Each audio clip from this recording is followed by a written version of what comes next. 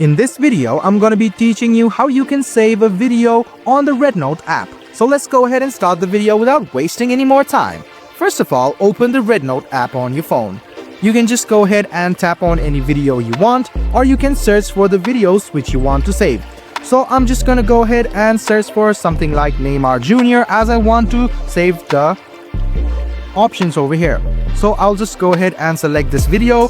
I'll tap on it and you can see save as soon as I tap on the screen. Go ahead and tap on save, wait for a while and the video will be downloaded. As you can see, the video download option is shown on the bottom of the screen. Now you can go back to your gallery.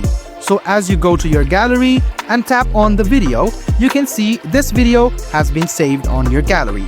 I hope this video about how you can save a video on Rednote was helpful for you. Like the video, subscribe to the channel, and do hit the bell button for more.